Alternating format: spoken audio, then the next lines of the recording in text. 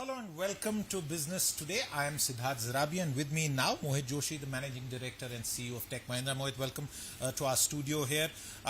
We are just literally minutes away after a long speech by President Donald Trump to the delegates here at the World Economic Forum. There was a very interesting question and answer session after that as well. I want to dive in on one of the things that has dominated Davos, like you yourself were telling me earlier. It's President Trump and AI. And on President Trump, even before his formal speech to the forum, he made a very seminal statement on H1B. Yes. Starting with a reaction on that, does that mean the cloud over H1B has lifted? What's your reading? So, first of all, Siddharth, it's wonderful to be here. Thank you for having me over. And like we were discussing, 3 exhausting but very productive days, but it'll be good to be back home. My own sense is, look, I think it's a mix of 3 things, right? I think the first thing is we have to recognize the exuberance and the excitement around the U.S. economy, right? That is undoubted. There is a lot of belief that the U.S. will power ahead in terms of growth. I think the second perspective is the view about the U.S. growth is very tightly coupled to the view that the technology industry will continue to power U.S. growth. And I think the third thing is that while the comment about H1Bs is quite positive, because it is a recognition of the fact that there are, that there is a talent gap and there is a rich pool of talent that is then available to a fast-growing economy. The fact also is that Tech Mahindra and all the other Indian IT services companies have also significantly reduced their reliance on visas over the past 5 to 10 years. For Tech Mahindra, for instance, less than 30% of our workforce in the US is now visa dependent, right? 70% of our workforce is local US hires. So the dynamics also have changed, and I feel that with the US economy being as strong as it is, it will continue to require talent, whether in the form of H1s or through the local training programs that we have. In the same speech, one of the reasons why US business is so optimistic is President Trump once again kind of doubled down on his tax cut promise. He said 15% for those who set up manufacturing activity. We have Make in India. I call it Make in America.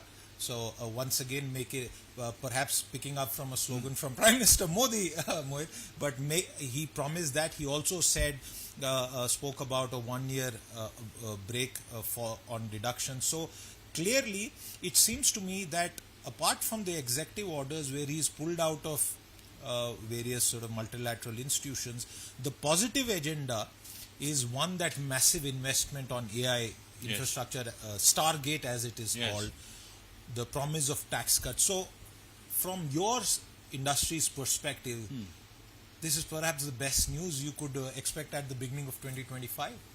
Well, I do think that we have seen strength in the US economy, not just this year, but in the last year as well. And it has continued to be a driver of growth for the global economy. Also, a lot of the spending has been around technology. But then again, a lot of the spending has been on technology hardware and has been on technology software, not so much in services. I think one of the perspectives that is emerging from Davos is that to truly utilize the full value of AI and to get the full potential of AI, there needs to be the sort of the modernization and the simplification of the existing IT stacks, right? There needs to be the modernization of the data estate. And I feel those are very significant opportunities for the IT services business, because the modernization of the existing tech stack, the use of new data platforms are exactly the sorts of things that we have done over the past many decades. And for Tech Mahindra specifically, our portfolio in the US is fairly diversified. We have a strong telco footprint, but we also have a strong manufacturing, financial services, healthcare footprint. And all of these industries are seeing the benefit of the AI revolution. Historically, a lot of AI was really focused on media or was focused on financial services. Now we're seeing the application of vision AI, for instance, in manufacturing. We are seeing pharmacovigilance come into life sciences. So there should be multiple routes to growth. In terms of spending decisions, and this is a great point you made, that AI systems were being rolled out, investments in data centers and the associated infrastructure, that was hardware. In terms of spending decisions by US CEOs, are you already picking up signs of them making this choice that you just referred to? I do feel that the mood. So again, as you and I had discussed, right? I think 2023 was the year when we saw the least amount of growth, and I think that was partly because at the start of the year the sentiment was very negative. So when you and I were here in January 2023, 100% of the attendees expected a US recession during 2023, and that tempered a lot of decisions. That meant that a lot of spending was pulled back. 2024, there was enthusiasm around AI, but a lot of the spending again was on building out the GPU data centers, on buying the software licenses. 2025, there is optimism, but there's also a sense that the AI investments that we make have to have an ROI, to pay off for them, which means an investment across the modernization of the estate, the simplification of the estate, which should bode well for the industry. Even being able to extract that data as such a basic task. What is therefore the outlook for the IT sector this year and perhaps looking beyond that as well? So like I said, I think 2023 was the worst year for the sector. 2024 was a little bit better. I think 2025 should be an improvement over 2024.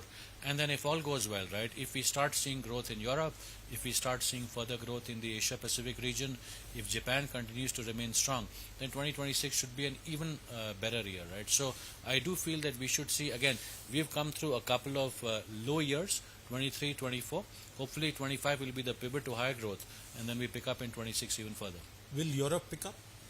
Well, I'm actually quite confident that Europe will pick up, right? Because I feel that there is a sense now that Europe needs to deregulate, that Europe needs to push ahead in terms of technology investments, that Europe needs to get with the AI program and the cloud program.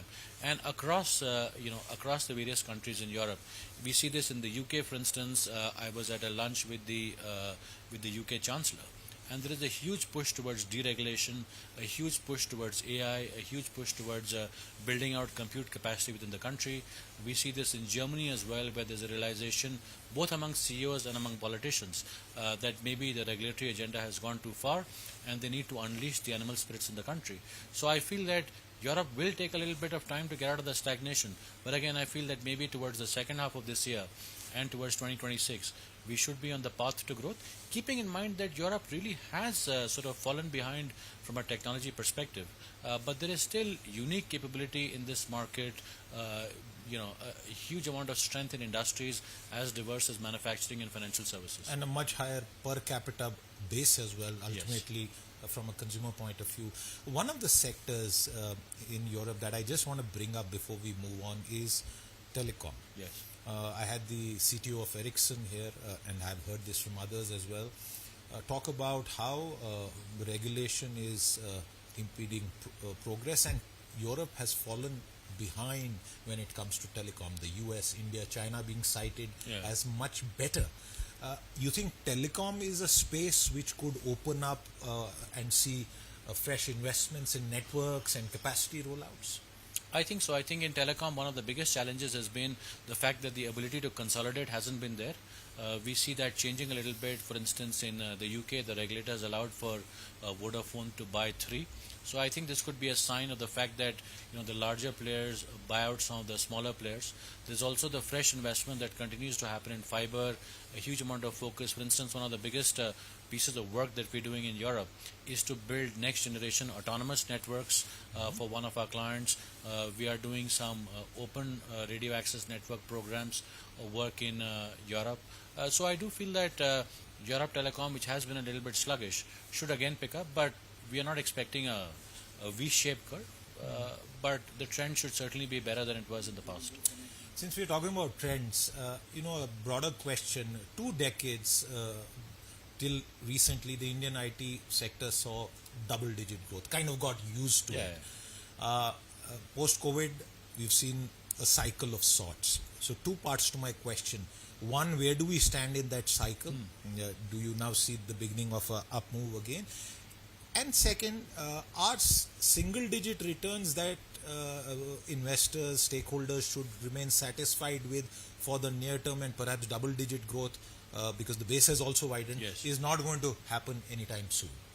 Well, look, my own sense is that this is an industry which, thankfully, has never had 3 years of slow growth.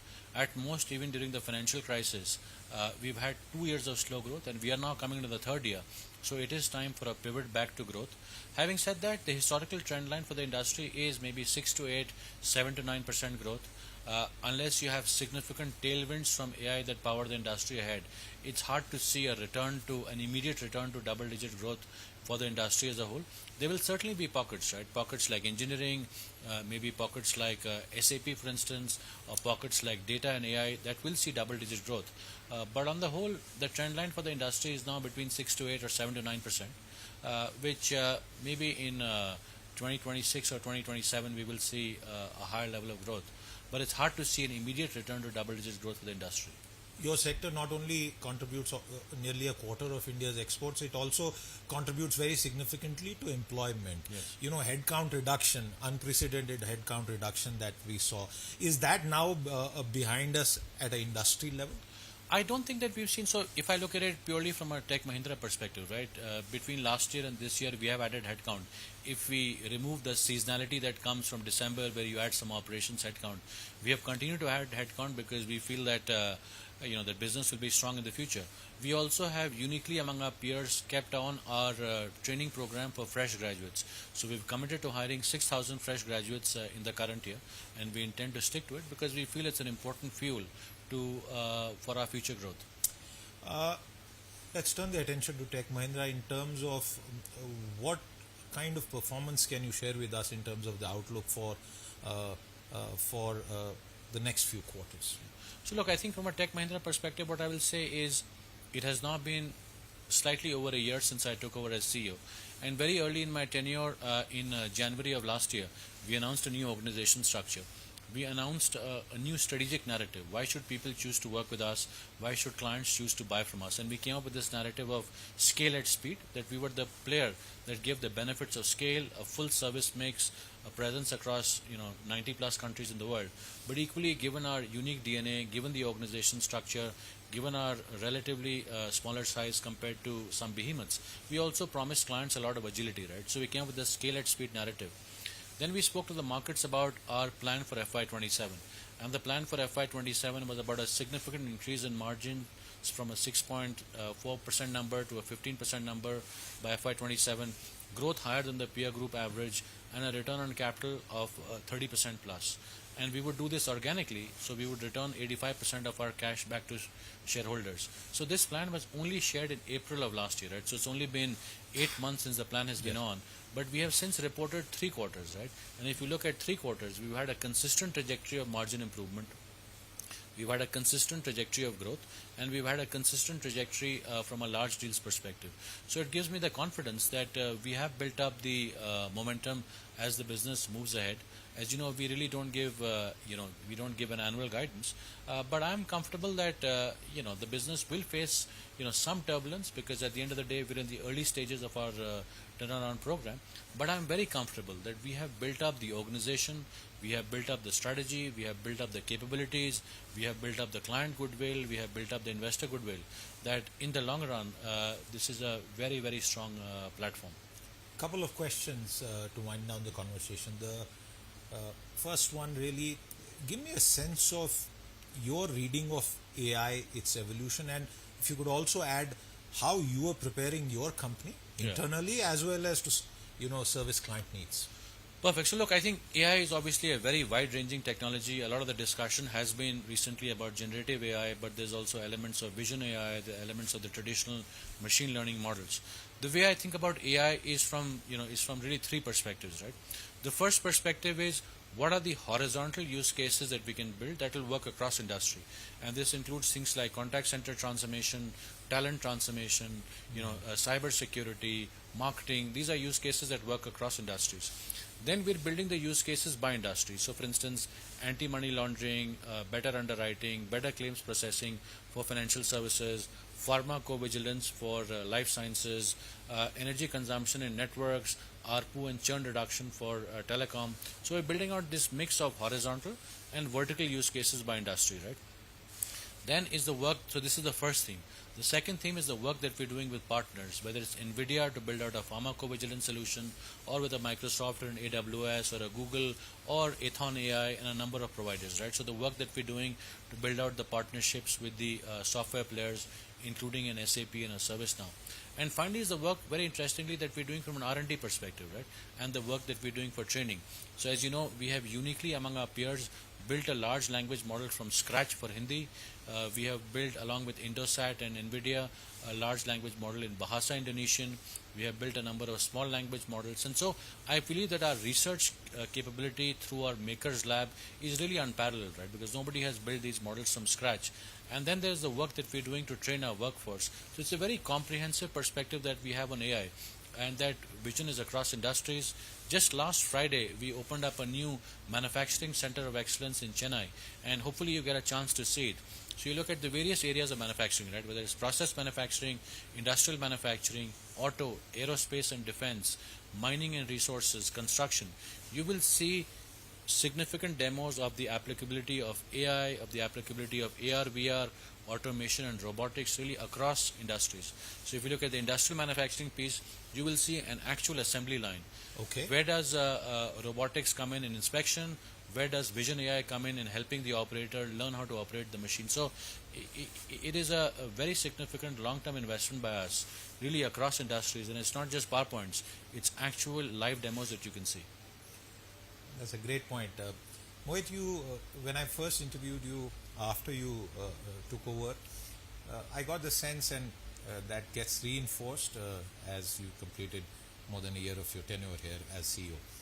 You seem like a good boss. And the reason I bring this up is that this work-life balance question it grabs headlines. Exactly. There are people who say work 7 days, and you know, people from this industry and even a large industrial conglomerate like L&T got caught in the cross. Yes. What's your view on work-life balance, especially to the younger generation? So my sense is a couple of things, right? One is at a very senior level, right?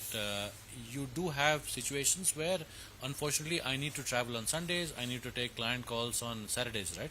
So I have very high expectations of myself. I'm very demanding of myself, but equally I'm not very demanding of some of my junior colleagues, because I understand that they're in a very different position in life, they're in a very different position in their careers, right? At the end of the day, what really matters is to get the work done. And if we are asking for all of our employees to work 7 days a week, clearly there is an issue with our staffing, clearly there is an issue with the way that we are organized. So let us work as much as is needed to make sure the job gets done. I don't believe anybody can be productive working 7 days a week. I myself have a young family. I have daughters who are 14 and 11. I want to make sure that I devote enough time to them. I make sure I devote enough time to thinking, to exercising, to building a normal holistic life, right? So I do feel that a level of balance is called for in this, but equally I am very respectful of the choices that people individually may make. Mohit, are the expectations of new entrants to the job force across sectors, not just IT, very different? And do they also need to focus on perhaps building more resilience? Look, at the end of the day, I do feel that I started my career in the in the mid 90s working in corporate banking in India, right? And at that time, when we had audit inspections or we had special situations, people would come in, pull in, and work through the weekends. And I feel it's the same expectation now, that if something unique comes up, if there is a significant client project or a client escalation or an opportunity, that people will put in the extra hours. But it is not something where you expect people to work across the board. At the end of the day, I do feel it is about work-life choices and work-life balance, and different people make different choices that we should be respectful about. At the end of the day, I do feel that we should have high expectations of ourselves and be respectful towards the choices that other people make. Should your employees, especially the younger lot, expect a better wage growth than in the past next year? Well, I think despite the fact that we had significant challenges in the last financial year, we were the first company to announce salary hikes in April of 23 itself. This year the salary hikes got a little bit delayed, but we did announce salary hikes for all the workforce, not just for a portion of the workforce. On the 1st of January itself, we've had 100% variable payout for the last 3 quarters. So I do feel that we have been, we have made sure that the employees who really are the fuel for the company have a fair share in our growth and our success. See, I wasn't too off in calling you a good boss, but Mohit, thank you Thank very you, much. Siddharth. All the very best. He's completed just over a year in turning around Tech Mahindra, and I know that between now and next year, hopefully at Davos, whenever I catch up with him again, there will be lots more to discuss. As always, thank you very much for your time. With that, it's a wrap on this conversation. We'll be back with more. Do stay tuned in. Thank you. How Siddharth. did that go?